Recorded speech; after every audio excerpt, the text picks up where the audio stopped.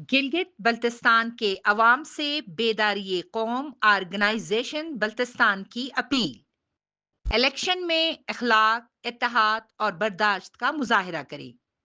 गिलगित बल्तिस्तान के आइंदा इंतखाबात के हवाले से बेदारी कौम ऑर्गेनाइजेशन बल्तिस्तान की जानिब से एक अहम बयान जारी किया गया है।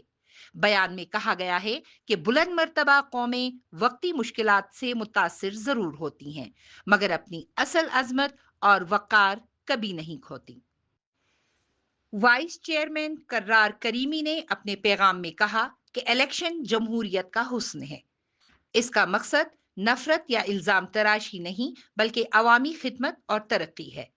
उन्होंने अवाम से अपील की कि अपने पसंदीदा उम्मीदवार से मोहब्बत जरूर करें, लेकिन दूसरे नुमाइंदों के खिलाफ किरदार कशी या मनफी बयानात से गुरेज करें।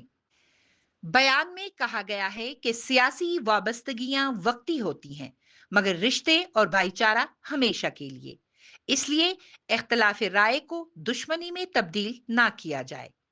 करार करीमी ने कहा कि एक उम्मीदवार जीतेगा, मगर असल जीत उस कौम की होगी जो इखलाक, इत्तेहाद और बर्दाश्त में कामयाब हो। उनका कहना था कि अपने अल्फाज सोच समझकर इस्तेमाल करें, क्योंकि जज्बाती लम्हे गुजर जाते हैं, मगर उनके असरात देर पा होते हैं। बयान के आखिर में बेदारी कौम ऑर्गेनाइजेशन ने अवाम से अपील की है कि आने वाले इंतखाबात को शऊर, वकार और बाहमी एहतराम की मिसाल बनाया जाए, ताकि गिलगित बल्तिस्तान एक बार फिर इत्तेहाद और बेदारी की अलामत बन सके।